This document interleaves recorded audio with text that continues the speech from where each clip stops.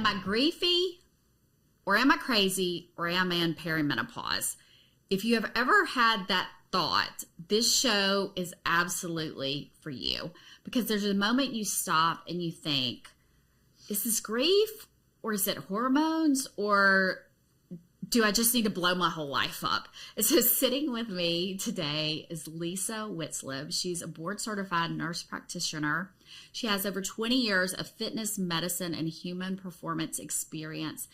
And what I love about her is she regularly kicks my ass on the LaGrave reformer machine on Saturdays, but she also combines science data and real-life applications to help women as we are having this kind of combining of big life changes, whether that's your kids going to college, losing a parent, losing a friendship. Oh, and by the way, your body's going to start acting wacky too. And she's going to help walk us through what that looks like. Lisa, I'm so glad you're here. Hi, I'm so glad to be here. Thanks for having me. So tell people how we met. I'll let you tell it. Well, on Saturday mornings, I moonlight teaching Griefy Pilates, the Megaformer. Yeah. So it's a version, for those people that don't know, Pilates is having a huge movement right now in the fitness industry because you can do it through your whole entire lifespan, every age, every level. It's resistance training for your body, which is so important, a version of strength training. So I started teaching at a place Saturday mornings, and I'm doing it because it has been a huge part of my life. Like you said, over 20 years. I'm so passionate about it. When I see my patients and I write a prescription, one of the first things I look at is what is the amount of movement they're getting, because our bodies were designed to move and exercise and have blood flow, and it's such a foundation to health. So I started teaching after a career of wearing a microphone and teaching various different things, anything from, a strength training class to something called TRX suspension training. And I just did it to reconnect with people. I had a fitness studio for 10 years, and it was such a powerful community connection tool for people, which is another really unrecognized, huge prescription and treatment for people in what they need for health and wellness, community, love, a place to connect. So I started teaching there, and for me, it's just got to be fun. Yeah. There's these elements of what makes someone come to a group fitness class, and you have your workout people. They come for the workout. It's got to give them results. And that Griefy Megaformer, no matter what you do, it's going to kick your butt. Yep. So then there's the people, the people that come kind of for fun, or they want to connect relationships, the instructor, they really come for people. It's a social hour for them, and they really don't care about working too hard.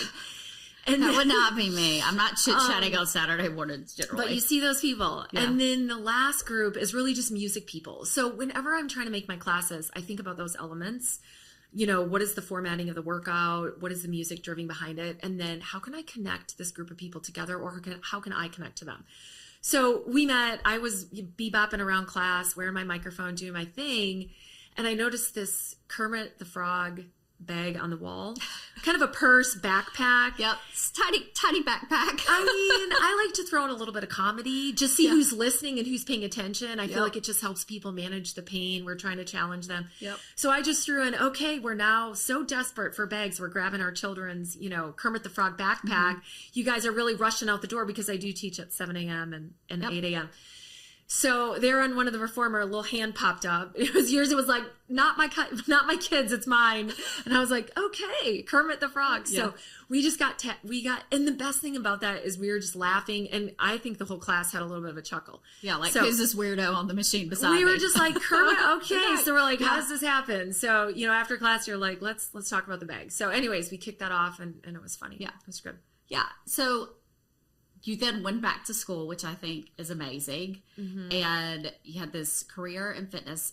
Tell me about the decision to say, okay, you did blow it up, but you also said, I'm going to take a hard left here. What drove you to do that? And how is that, how has the fitness aspect and what you do now balanced each other? Well, I had a fitness studio for 10 years, and I just felt like I got to mastering a lot of delivering that class experience. So for 2 different companies, one was a international company based in New Zealand. TRX was based out of San Francisco. I went around for over a decade and was a master trainer, meaning I took a group of 20 people, we went through the skills, gave them the tools to be able to go back and teach a group fitness format. Mm-hmm. Group fitness is so powerful because, again, people are making that connection. It's like joining a team. Yep. And for people that have never played sports and been on a team, when you have a coach setting up your game plan, when you have the camaraderie of your people, the support of your teammates, the girlfriends. I mean, some of my best friends were my teammates. So the power of being together in a group or a team is just huge, and it allows people to stay consistent and come back time and time again. So I worked for these companies for a decade, but I felt like I kind of got to the top of that, and I wanted to give my patients more. Yeah. So I started to see a little bit of shifts. In 2015, a lot of coaching was coming on the scene, life coaches. Shortly thereafter, the influencer was kind of coming. Social media was happening. Yep. It was all these changes. And I was like, I want to cut through the noise and be able to give people evidence-based data, science behind everything. And I also looked at the picture like it's a whole integrative everything behind your health and wellness. It's not just a prescription. It's not just medicine. It's not just fitness. It's all of those systems have to work together. So I wanted to go back and get more credentialed. So I decided to become a nurse practitioner, started that journey in 2015. Took me to 2020. I graduated from Emory during COVID. It was quite a journey. But as a family nurse practitioner, we, sit for boards, very similar to, medical boards, and teach kind of a broad spectrum of health. And I decided to just really focus and get into the space of women's health, specifically after 2 years in dermatology, where all of the underlying conditions Ryan came back to chronic inflammation, chronic autoimmune conditions, and a lot of allergies and an allergic system, these things that were really being pressed on our lifestyle. Mm-hmm. So I kind of went back as I'm bringing in the medicine aspect, and I'm like, we have to look at how our lives are affecting this, and it has to be a blend. We have to treat all of these things together. Yeah, so it's just not enough for me to show up at 8:15 on Saturday morning. I have to take care of myself more than that, and the other however many hours in a week there is. Like, I know it would be so great if I could just show up and do your one class and call it a day, but hence that's not my life. So I love that you are a smart woman who said, I still love this, but I want more out of life. Mm-hmm. Because ultimately, yes, this is a show about grief and change, but I also think and hope people hear that this is a show about how to live life well. And I think being brave enough to say, I think I can do more, and trusting yourself is so amazing. And I'm so glad that you did. And so what a gift to yourself and to your patients. So let's kind of shift to, like, we started talking offline about perimenopause because I am of a certain age. We are in that age group together. Mm-hmm. And you quickly said, girlfriend, you could feel better. So for anybody listening, and you gave me so many facts, I want them to hear from you. When does perimenopause start? What is it? What are the symptoms? I think we all saw our mama sweating in the 80s because they were having a hot flash. But besides that, like, we don't really talk about it. So what is it? Okay, so we don't really talk about it, but that is starting to change. Okay. So let me first back up and talk about why we don't talk about it. Okay. So there was a study done. This is a very public study, and this has been at the forefront of a lot of women's health in the last couple of years. It was done by it was called the Women's Health Initiative, and it came out in 2002. And unfortunately, marketing kind of angled the results of this study that hormones were bad and should not be prescribed to women, and then in fact they would cause cancer. So the risks of the cardiovascular risk and the cancer risk, breast cancer, was a reason why we do not give any hormone therapy to women, which we had previously done for decades. So what has changed is just last year in November, we have really had a lot of doctors go to Congress, sit with the FDA, look at the labeling, the black box warning behind everything with estrogen treatment, and change this labeling and change this message. They peeled back the study and really exposed it for, it wasn't the right population. It wasn't the details of it. It didn't really apply in the way that the study was done wasn't, the results that were getting marketed didn't line up. So now we know that there is a time and a place, not for every woman, but for a lot of women, where hormone therapy could be really managing a ton of symptoms through this transition that we have in life. This transition could start anywhere from your mid-30s and go all the way through, your mid-50s. This perimenopause stage. 2 decades. That's a long time. Yeah. Nobody's cared about us. I know. That's bullshit. I know. And it's so different for every woman. Now, it could be, those symptoms could be other underlying reasons, which is why it's really important to get with a very, experienced, good professional. But it's a long time, and they don't start as one big symptom dropping. So here's the thing, Ryan, women will start to think that they're in that journey when they get a physical change in really 2 ways. One, you've already said it, the hot flashes. Vasomotor symptoms, we kind of call that, or hot flashes. The second one, so for our listeners out there, are you getting those? If you are, you may already be seeking treatment to help manage those. The second one is a change in their cycle. So maybe your whole life you've had pretty predictable 28, 32-day cycles, whatever that might be for you. And all of a sudden those cycles start getting more frequent, shorter, or they start getting a little bit longer. So that is when women start thinking, I'm in this perimenopause phase. But what I hope we talk about a little bit, and I know you and I have, is all of these mystery symptoms that can pop up maybe 3 months before that, 6 months before that, maybe 6 years before that. You've started getting other types of symptoms that indicate you would be a really good candidate to be supported in other ways of your health. Just like we go to Pilates to support that need for cardiovascular training, we can support our body with hormones and be really feeling a lot of gaps and be feeling better, be feeling like the person that we felt when we were thriving, that best time of life. I'll ask my patients, tell me about the time when you just felt like the best in your life, and most of my patients come back late 20s, really early 30s is somewhere in there. I think that's that sweet spot when maybe they were either getting into building a new family, or their career was really taking off. They're really starting to feel secure in themselves as a woman, but physically they felt optimal and strong. And so now they come and see me, and they're the biggest, the way we start the conversation is, I just don't feel the same. I don't feel optimal, and I want to feel better. And then we start to kind of break down what those symptoms are and what, more specifically, what that is for you. So besides the hot flashes, any other symptom that you see a lot of that is just that you would say, oh yeah, sister, you're in it. Besides that? Well, you and we got really down this pathway because you were experiencing a major transition in life, which was this grief moment. And I have been in that place of grief with you. I've been in there with the loss of a family member. But when I talk to my patients, I talk about the grief and the loss very specifically, and that might be an event. It might be a dream that you had. It was always a dream to do this, achieve that. And as we hit that midlife transition, you start to feel like, I'm out of time. I missed that window. I didn't get to do that. Or that moment with that person, that loss of your mother, the loss of my father. I didn't get to do this with that person, or I didn't, we should have had more time. So when we talk about those losses, that is where we're kind of brought on by a lot of stress, a lot of times cortisol. We first start to hit these hormone changes.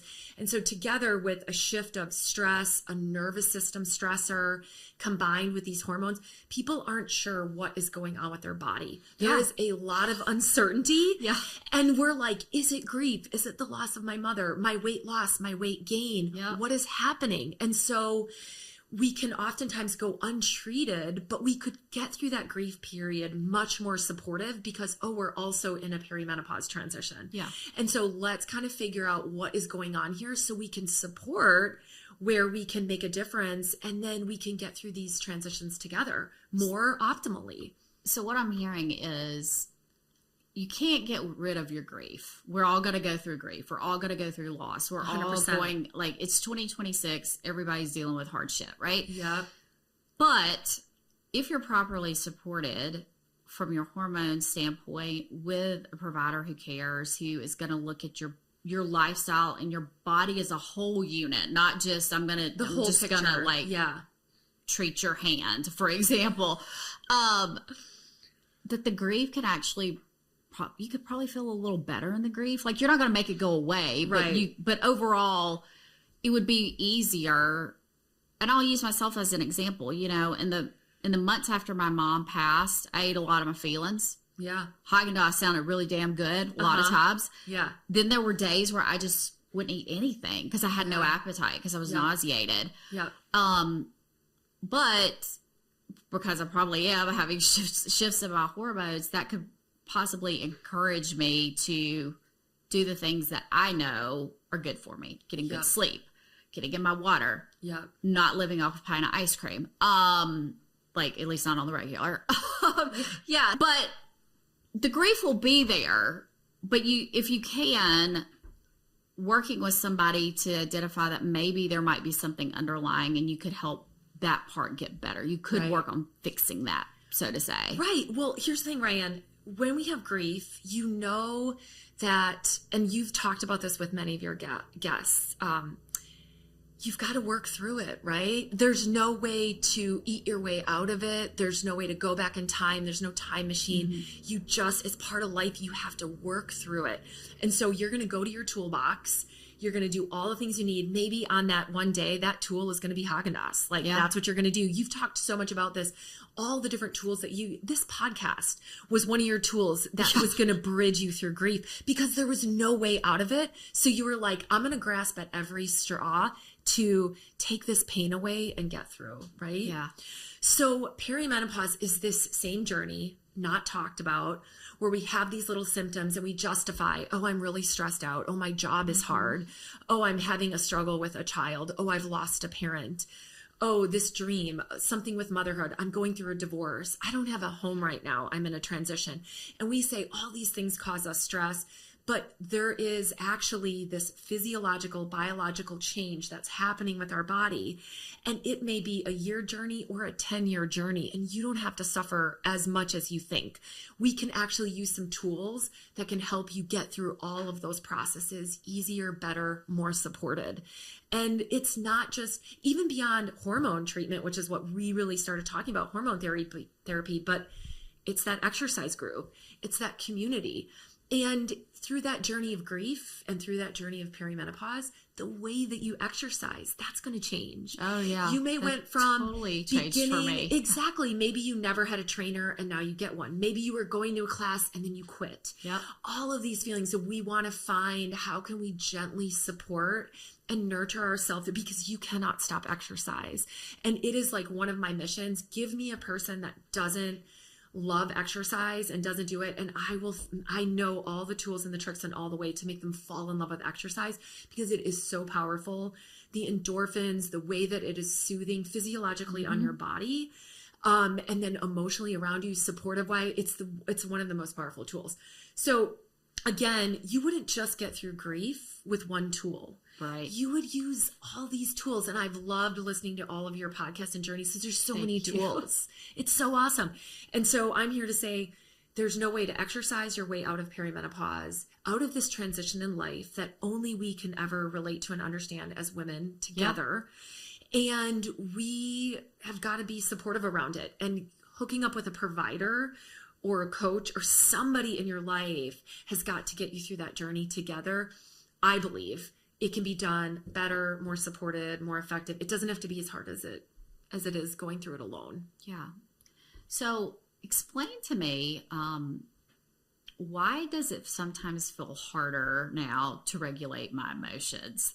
Because, like, what is going on in my body? Yeah. Because it takes a lot to really get me upset. And I've even jokingly said, is it when my mom passed, she passed some of her spiciness to me, and now I'm kind of like, fuck it to a lot of things? Yeah. Or is it that I realized life is so precious?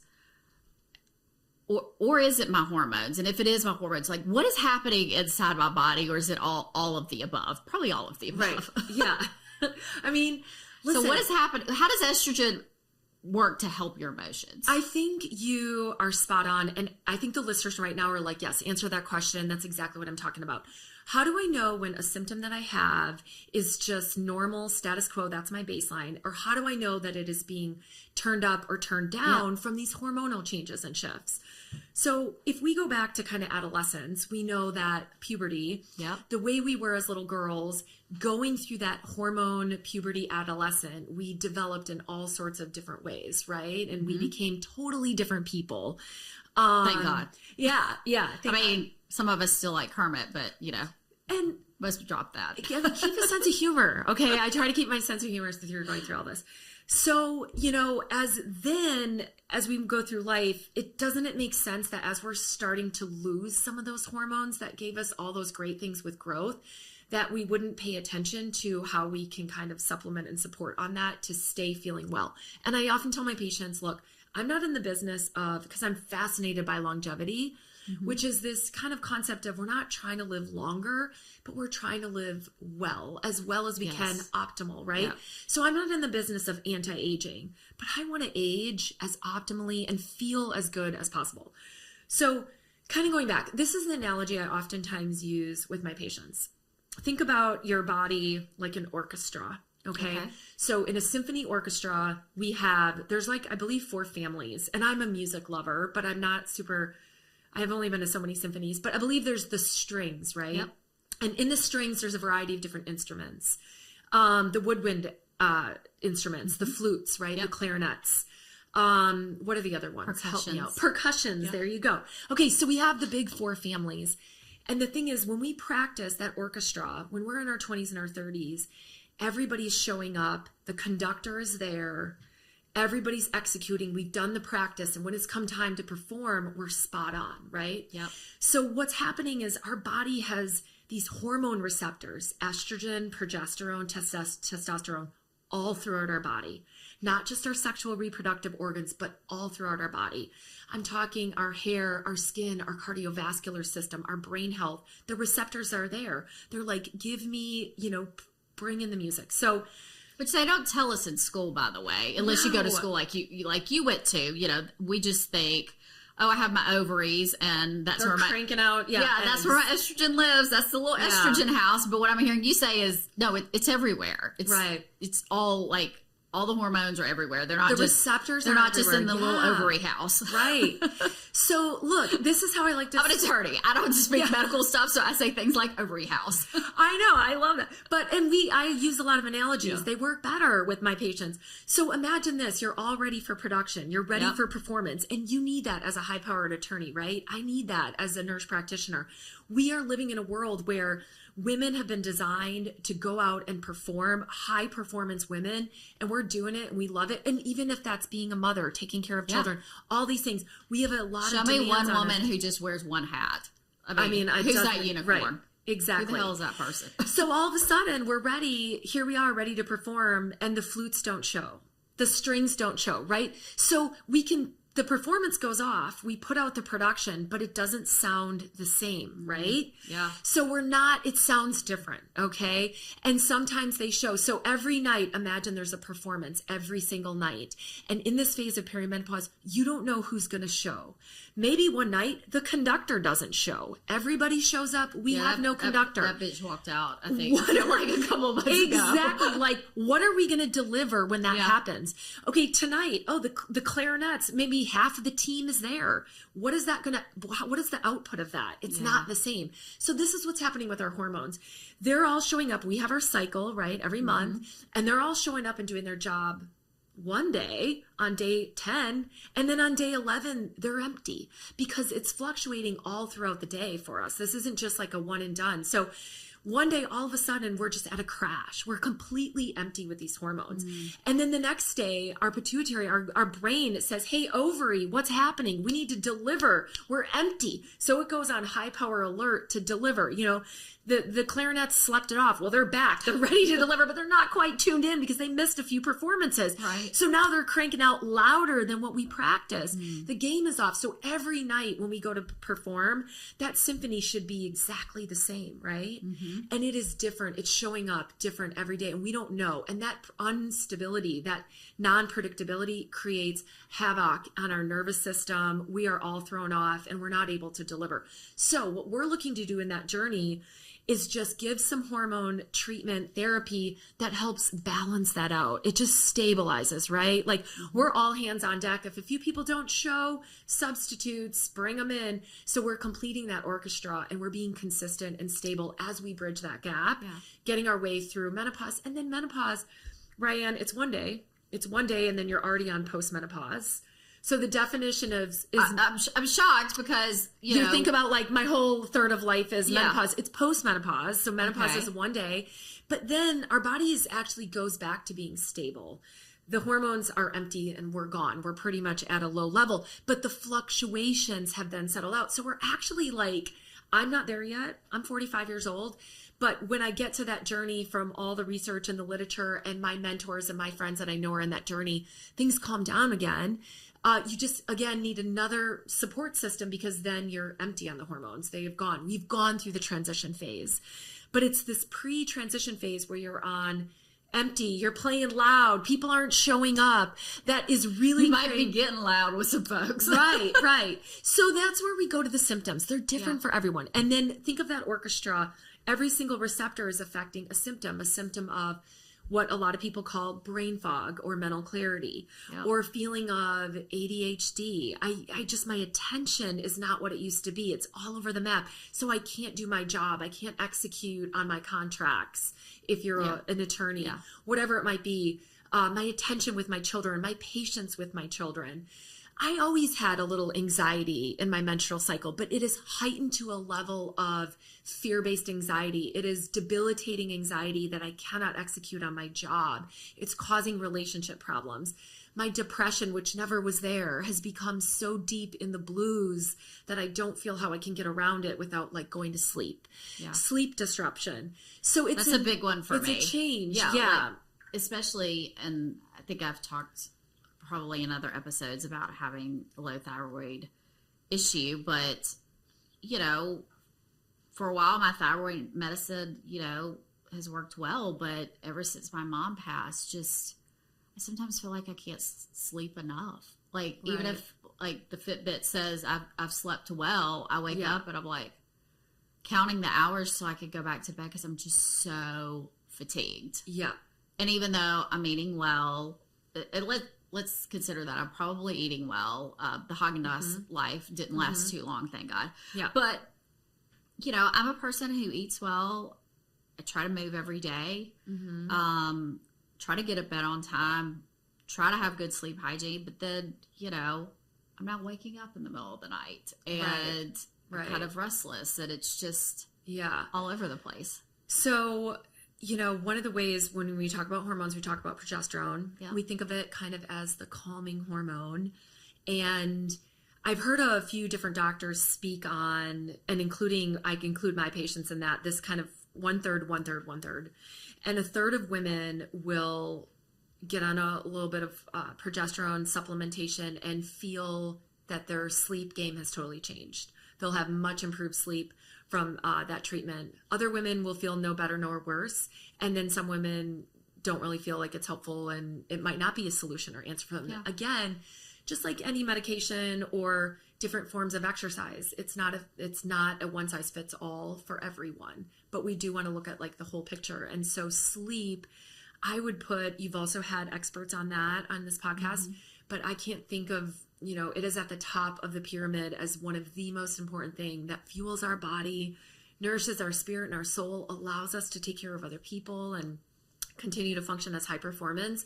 So I know that is definitely a top symptom and concern is sleep. And I always put it as part of my, treatment plan. And we talk about it extensively because it's something that has to happen as part of the healing process, whether you're going through grief or you're recovering from an exercise or starting up a new business or whatever it is. We have to have that balance in our production. Yeah. And I know with me, with grief too, I was never, You know, in those first few weeks after my mom passed, the exhaustion I had I was more tired than I was the day I gave birth to my son. Yeah. But it just went on for weeks.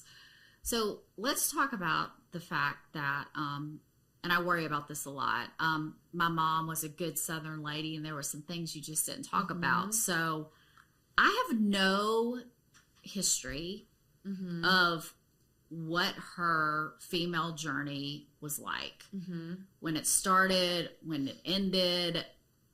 So how important is it to know your mom's history? And for people who are listening who still have their mom, what are some good questions they can ask their mom that might help inform them when they go see their provider? Because what I'm hearing from you is there's a lot of different tools we could choose from when you're talking about treating your hormones, helping you through perimenopause. Just like there's a lot of exercises you could do. You could spin, you can weight train, you can train for a marathon. But you got to find the thing that's going to work for you. So it's going to be a little bit of trial and error. So but you want to close up that trial and error time, hopefully short. So what can they ask their moms if family history makes a difference? So I'm with you. It's not a conversation I talked about really much with my mother, who is still alive. But the good news is, and this gets kind of across a lot of the areas of health, more and more research is showing that it really is about your personal lifestyle and less emphasis on genetics. Okay. So, well, that makes me feel better. Like you don't have someone, if you can't go back and talk to your mom, or maybe it's just a hard conversation to have, because my mom is still alive, and it's just something that, I don't even know if I would with Miss Sharon. Like, hey, Mom, tell me about your period. Yeah. I mean, that's weird, right? Yeah. Well, I think, I remember my dad used to, I would be like, I'm going to a yoga class, and it just wasn't their generation. He'd be like, what? I mean, you might be a little too lazy if you have to go to a yoga class, right. And I'm like, but we're in different times, you know? So, but if you do have that person and have that relationship, just questions like, when did you start noticing changes in your cycles? Because again, that's something that's a little bit more objective. The change in my cycles, lengthening or shortening, the hot flashes. The mystery symptoms are a bit what's a little more challenging.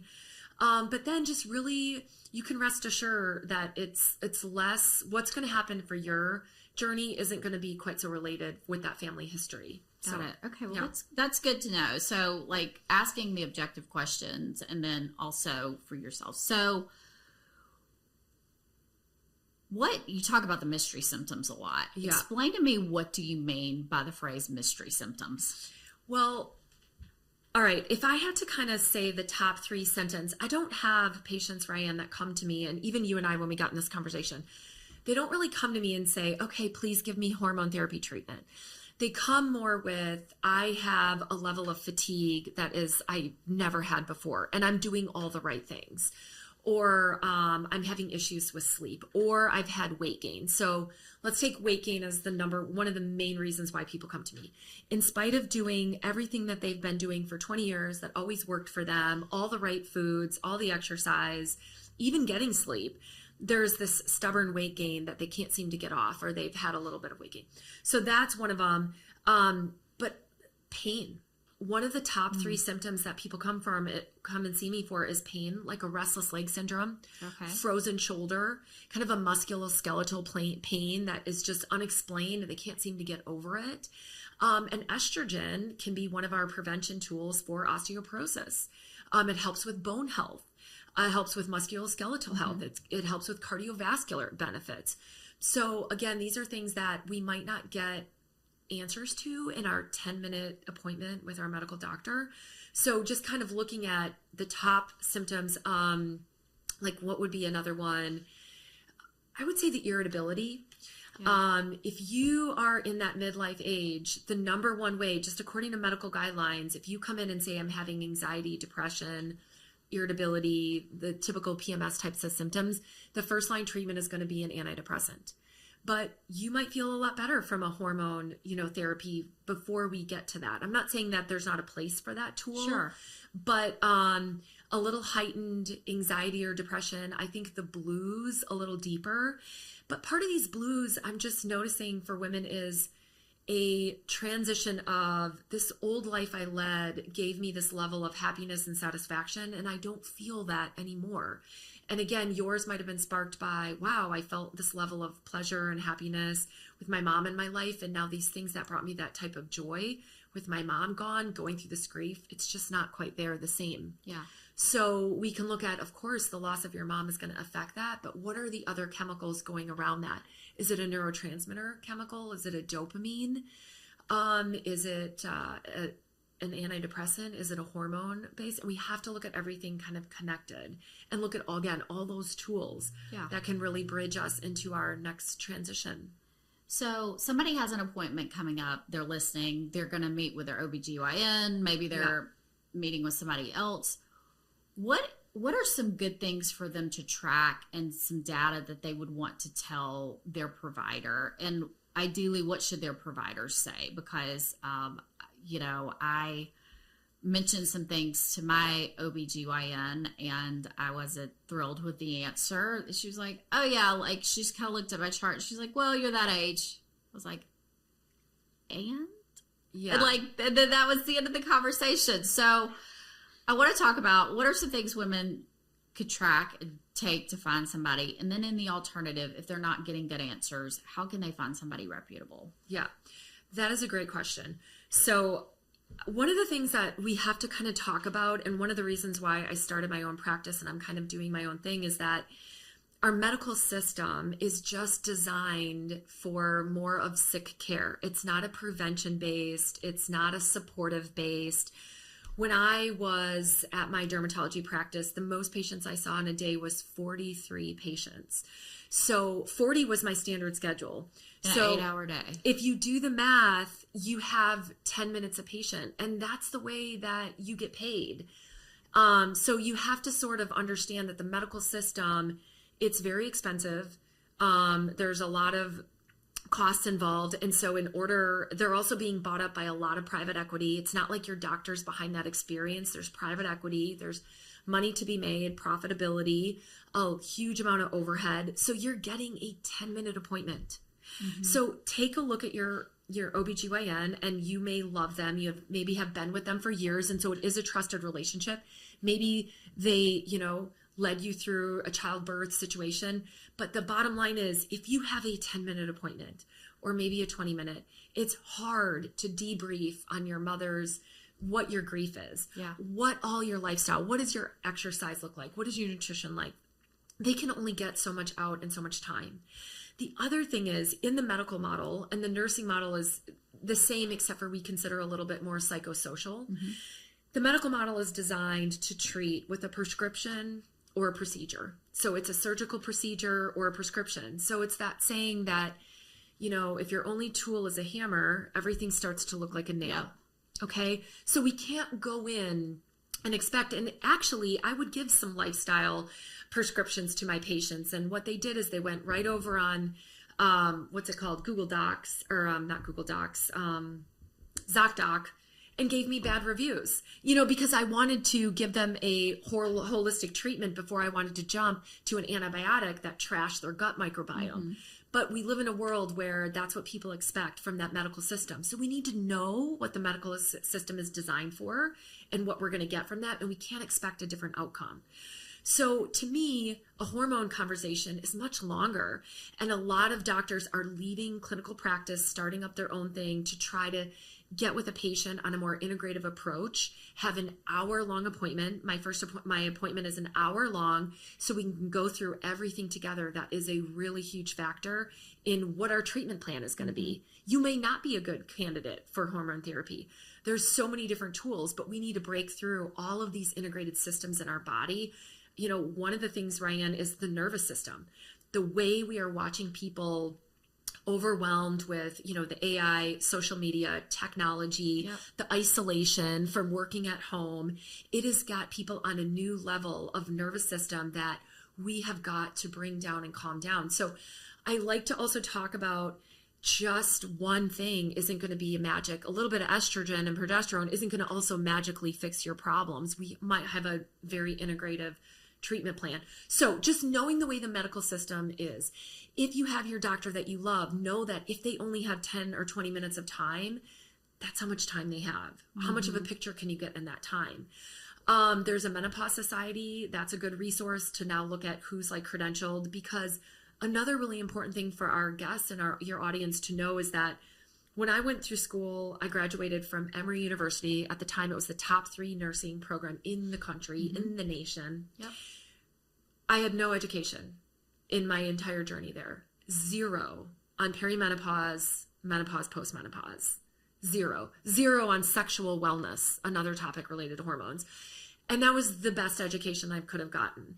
So there are a lot of doctors now talking on their podcasts about how in literally the last 20 years, the entire medical system, doctors, nurse practitioners, and physician's assistants, we've had no medical training. We don't know how to treat it, how to prescribe it, how to write for anything related to sexual wellness, perimenopause, menopause, and postmenopause. So the fact that I mentioned, some things were off to my OBGYN, and she just said, and like, because she doesn't have an answer. She doesn't, right. But in the last like 2 to 3 years, things are booming. And how are we booming with things? Podcasts, celebrities. We have these, Halle Berry, Gwyneth Paltrow. They're putting messages out there, and people always, they want to do what they're doing, right? Because they look great. They're talking about it. So the message is getting out. So now it's just knowing where to go. So I would say they can write for you and treat for you. But just keep in mind, who is in your corner? I like to think of my medical health professional as such an important key person in my life. And it's kind of this blend of a friendship, a mentorship, and then your medical provider, your coach, all wrapped up into one person that is there to support you. And supporting you means knowing this lane of nutrition, knowing the lane of exercise, because they are your core foundations, your sleep, and then all the other things. When do we want to use a script? A prescription for a hormone, for an antidepressant, for, something beyond. Nutrients and supplements. I run a panel where I think right now too, wellness has become a little bit of the wild, wild west. Yep.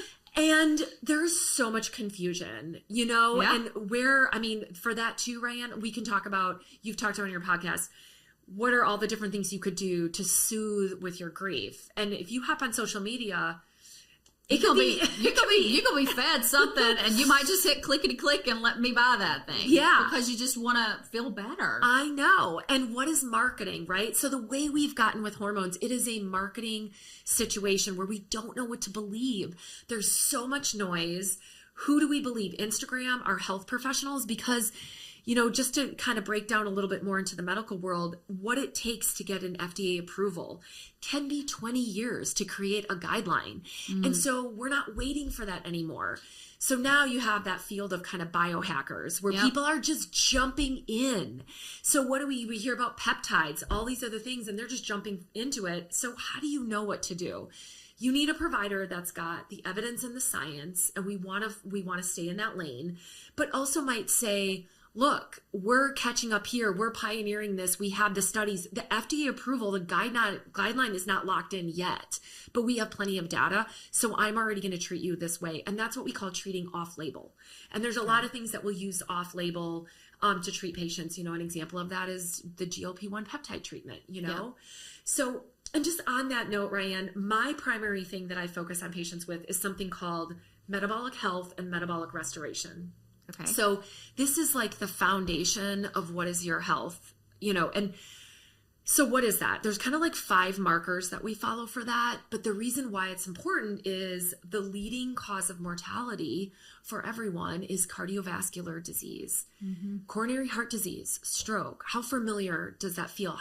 Who in your life right now, for all of our listeners, has been touched by someone, either a death or a chronic disease situation because of cardiovascular disease? My mom's she lived with type 2 diabetes a long time, and eventually her heart gave out. Like that is the cause. Yep. So that is the killer. And then if we peel back under that, what's causing that is the inflammation. Yep. So inflammation is like this blocker. It is the killer of all the great things that we need. It's difficult for our hormones and everything to operate optimally when our body is drowning and sort of on fire with this inflammation.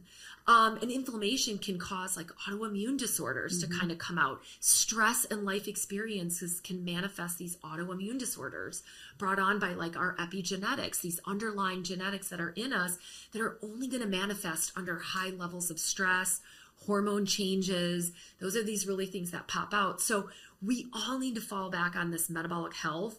So what that is we look at some biomarkers. Okay. We look at triglycerides, a really important marker. We look at glucose, so your fasting glucose level, that's the blood sugar that you have. Okay. Why we care about that, Ryan, is when your blood sugar is high, that's what's driving that inflammation. And so your body is putting out insulin to try to take care of all of that blood sugar, that inflammation. So insulin is a hormone and it causes that brain fog. Again, a similar type of symptom that we see across. So you might not need a hormone. We might be looking at an insulin hormone because of glucose and insulin resistance. So glucose, triglycerides, HDL cholesterol, that's the good cholesterol that we can kind of manage a little bit with exercise and strength training. And then we look at our waist circumference. So not specifically obesity, we're all born with these different body types, ectomorph, endomorph. Look at gymnasts. There's this certain way that we come into the world and that's kind of our core we have to work with. Yeah. But waist circumference gives us that visceral fat assessment. And that's a big indicator where that fat is in our body around those visceral organs is really what the red flag is for our overall health. Got it. We can get a picture of that too with something called a DEXA scan. I know I'm giving you a lot of information right now, but that is this foundation of your health. That tells you where are you at with your cardio. So not just a BMI scale chart number. No, exactly. So the BMI is very outdated. Yeah, that's why we like the DEXA picture or the waist circumference. But obesity, what we're getting at there, is a major indicator of our cardiovascular health. The leading cause of mortality. So that's why we're concerned, and we peel it all the way back to inflammation and something we call atherosclerosis. It's a big long word, but it's that little lining in your cells. So when people come to me, I'm saying, look, let's look at the foundation. Let's get that healthy first. We have to do that. But then when you add on a hormone treatment or small little interventions, you are just going to feel worlds better because of treating all the things together.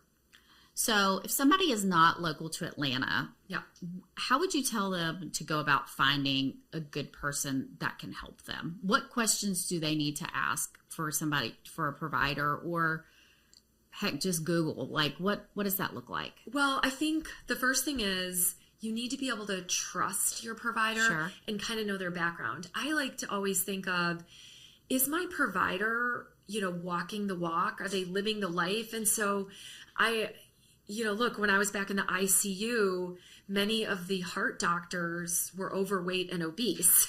So they're writing for statins and they're treating that, but they're not healthy themselves. So I think that we're in a world where a lot of providers have decided, I don't want to be in the sick system. I want to be in the prevention system. And I think they're living that life and walking that walk. And I think that's important. Maybe ask, what is your philosophy? Would that be a great question to ask? Yeah, and finding that on their website. Here's another thing, the podcast, which is why I'm so grateful for this opportunity. A podcast allows you to really get to know somebody. What are their thoughts? What are their beliefs? But what I want to say to people is there are also some great doctors out there. I like to call them celebrity doctors, and they're just not affordable. And so what I think is telehealth is bringing access to really amazing providers that are making things also more cost affordable. So that's something I do. I do telehealth. And so you do have to have your license. Like I have a license in Wisconsin, Florida, and Georgia. So if I'm going to write a prescription, you have to have a license in that state. That makes sense. But, so you can get telehealth. There are great access to so much information on various podcasts. So now you can go into your provider. Now you want to approach that a little gently because I find that there can be a little ego involved and people can get a little bit... No way, no. Not the doctor. No, never. They can be a little offended, but just say, hey, look, these are some of the symptoms I'm having. Have your top 3. maybe not a laundry list, but Sure. maybe those top 3 symptoms. Because again, they have 10 or 20 minutes. Yep, they're really pressed for time. And then, I would have a little bit, I've listened to this, or I thought about that, or I'm interested in this, and then go from there with your provider. But podcasting is such a great platform to learn what the philosophy is behind your provider and start to build that trust, just as you have come in, been incredibly vulnerable, incredibly honest, and watched your platform and your followers blow up because you've built this connection in, I'm going through it with you. Yeah. This has been so valuable because It's been a lot. But it has been a lot, but it's been so valuable because I think overall, just like every episode is, we're all aging. We're all, we have the benefit of aging. Like that's a gift, right? And we all want to do it well. I know I've said so many times, like I never want to physically be here, but my body can't do the things, and vice versa. And so how can I get all of Ryan and all of her Kermit glittery glory going in the same direction and be the best that I can? And I really do feel like everybody, if you ask them, what do they want? What's going to make them happy? And they're going to feel good in my body, to do work that's meaningful, and spend time with the people I love, like period. Yep. And so what you're doing is helping them do all of that. And so I love that. Tell people where they can find you and connect with you.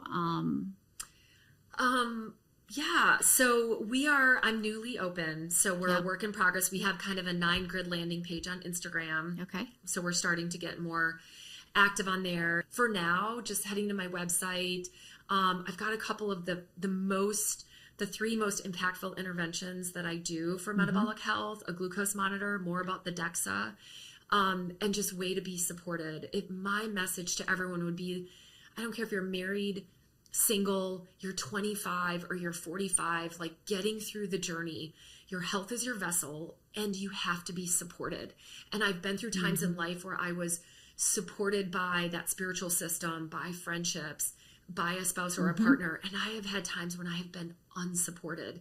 And I watch people every day in this healthcare system, and you can't navigate it. You can't work through it if you are unsupported. And no matter how someone looks popular, how much money they have, you need this really close, again, I think of it as like a coach, mentor, blend, friendship, all that thing, love, and that support system behind your driving goals, your health, and all that. And I think that is the relationship that you're really going for. It's what I'm going for. So less volume, more intentional, still be affordable and accessible. And I think that healthcare is changing so much. This message with all this menopause journey, it's going to come out more and more marketing in the next couple of years, which means awesome science, research, accessibility, but also noise and confusion. So we all need to be discerning. Yeah. So connect to your people, find your communities. Thank you for the platform. And find us. So what's your website? Space. My website is my last name and my doctor. So I have a great lead doctor, WitzlibEllison.com. So, and could you link it in the show notes? Yep, we will definitely. Yeah, because it's a tricky name, Witzlib, WitzLib, and then Ellison is my doctor's last name. .com, and Witzlib Ellison Health on Instagram, but you'll link those too. Yep. And I just thank you so much for coming here. Thank you. And apologize if it was too much info. I could tell, but it was great because I think, my mom was in poor health, especially the last 6 years of her life. And we had a lot of conversations that, in my 30s, I really said, when I turned 30 was about the time she started losing her vision to diabetic retinopathy. And it was a huge wake up call to me that, Ryan, you got to quit fucking around. You got to figure out how to be a healthy person. So from 30 until now, she got type 2 diabetes, but her mother had it. And we know that her great grandmother had it. And I know that genetically that will be my road if I didn't turn the cruise ship around and start making good decisions. And not that I'm perfect every day, but every day I'm going to try my best. And my best can look different from day to day, but I have to do those things. And I really wanted to have you on this show because my mom's regret that she had was that she's poured so much into us as children. And she was an amazing wife to my father, who was a workaholic, still is. And she forgot herself. Yeah. And I want women to know that if you forget yourself, you're depriving your children and your grandchildren of that longevity. And I know she would want to be here longer, but like she was too far gone. Yeah. And so like finding a good person is the way to go. So I appreciate the work that you're doing. Thank you. And I thank you so much for being here. Yeah. So before we go, I said every guest 5 questions. Yeah. I call it the Fabulous 5. You can, off the top of your head, kind of rapid fire. So Okay. what's a life lesson that mom, grandma, some woman in your life told you that you just think about a lot? Okay. And full disclosure, I kind of had a heads up on these because I've heard them on the other podcasts. It's totally fine. People are now down with my shenanigans. Now we kind of know the shenanigans. But I would just say, you know, in the last 5 years, I've had 3 major losses of grief, and they've all been very different and powerful, and put me in a place of darkness and a place of grief. So I'm right with everybody else, the listeners, the community of this podcast, and how do we work through that? Like, how do we get through it? And I did have Grandma Olson, who's no longer with us, but she always said, no matter what you do, don't throw in your paddle. Don't throw in your paddle. And I can literally just use that as a mantra a lot of days. And I love nature, and it's something that just really makes me feel at peace, and it's something that helps me get through things. And I would just say that mantra, you know, whatever you do, just don't throw in your paddle. Because so many times it's just like, you want to throw your hands up. I don't even know where to begin and start. It's too much. And so it's just stay in the game. You know? Keep asking the questions. If you're seeing somebody who's a provider and you're not connecting, or you feel dismissed, well, find somebody else, whether that's an attorney, an accountant, I mean, healthcare provider, whatever, like go on to the next. Yeah. So when you're having kind of those dark moments, what's something that's comforting to you besides screaming in the car? Let's see. What's comforting to me? I think just knowing that a lot of strong women came before me that had less of the resources and the self-care. Because one of the things, Marianne, is like, look, self-care is expensive. You know, I mean, doing the things, the supplements and massages and all the things that take you through these hard times, it can be very expensive. So what about the people that don't have those resources, don't have the time, don't have the ability to pull the covers over their head and maybe just stay in bed one day because they need rest? And I think about like just the generations that came before us, just they made it through with less resources, less self-care. It wasn't quite a thing. It wasn't really a theme, this wellness boom that we're in. So just kind of, I would say, using that as inspiration. You know, we've come so far, we'll continue, you know. So super sacred or sentimental thing in your home? You know, I thought about this too. Okay, so here's another thing for the audience. I don't have anything right now, and that's because the big news for me is I've just bought my own place. Yay! So yeah, it's a huge deal. So I'm out of the renting game. I'm into the buying game. And everything's been packed up for quite a long time. And what that's taught me is you don't need the tangible objects. They're nice and they're comforting to have a blanket, have a photo, whatever. But at the end of the day, we came into this world with nothing. We're leaving with nothing. And so in this time when I haven't had that physical object to kind of bring me that kind of comfort, I've relied on like that spirit, that soulfulness, outdoors in nature. And I think even like going to a yoga class, that's been my routine, or my Pilates, that I've lived in areas that I haven't had access to that. And not everyone does. Yeah. To come to that Saturday morning, looking forward to that every week. And so that's something that's powerful. It's not an object. It's more of an experience. And I think those are really powerful on top of keeping that health vessel available for us to fulfill and give to other people, you know? Yeah, I think that's so wise because, yeah, it's 8 a.m. on Saturday, but I'm keeping promises to myself, and that's powerful. Yeah. Of like, I'm going to freaking show up. Yeah. Even if I don't feel like it. Yeah. Because also the next week, Lisa will give me hell. Yeah. That too. Keeping you accountable. If you're asking God, the universe, spirit, whatever you refer to as the great unknown, and getting an answer, what do you want to find out? Yeah. So my answer is, you know, there's like so much pain in the world, you know, and why are some people given pain upon pain upon pain and other people seem to kind of skate through life untethered, you know, just without it. And so my thing is just, I pray for, give me the ability to kind of see through that wisdom, to see through, know when to push forward and manage the pain and just be a light to help other people get through that same process. Yeah, I love that. And the last one, what's your favorite word, phrase? It can be a swear word, or something that you just love to say. Okay, so I have two. One, well, back in the day when it was just a swear word question, I'm so in the fuck game because what the fuck? I think you've heard me say it in class. Yeah. But look, I can be a professional and I still love that word. I think if you're an athlete too, I used to race bikes competitively, cyclists. You have to be able to say, fuck, man. It just feels so good. It's such an outlet and a release. And it's a basic, simple word. Yeah. It doesn't mean that, you know, I'm not that intelligent, but I just love that word. I feel like it's such an expression. Yeah. So I don't have a problem with that. But there's this other kind of inspirational poster that I used to have in my studio. Was a kitty cat hanging from a tree on this? No, it's a ship. It's a ship going under. The ship is sinking, and it's like an iceberg, and it says mistakes. And it says it might be that the purpose of your life is solely to be a warning signal for other people. Or something like that. And so it's like mistakes. Yeah, the sole purpose of your life might just be to serve as a warning signal for other people. And sometimes I'm like, I think that might be the whole purpose of my life, to just be like, warning, this is what you don't want to do. This is what you should do. So anyways, it always makes me laugh. And I like to go back on humor and not try to take things too seriously, because we're all just trying to get through it, you know, and it's one step at a time. Yeah.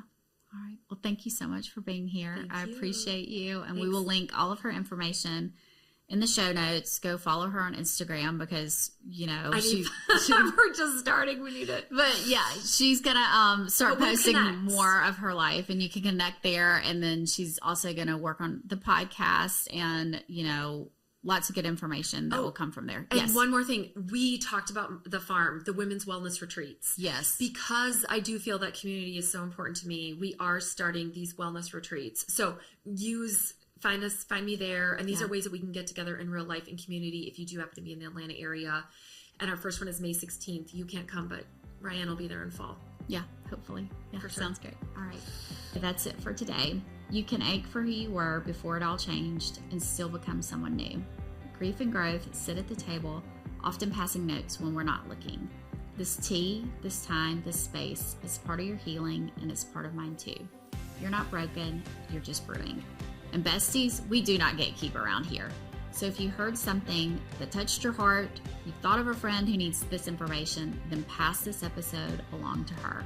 And come back next Tuesday. Your seat at the table will be waiting.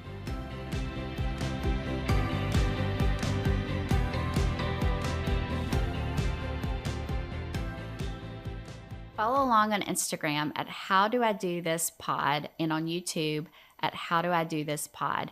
DM me on Instagram and tell me what kind of grief you're holding right now. Seriously, I'll read every one and will probably be the person to respond back.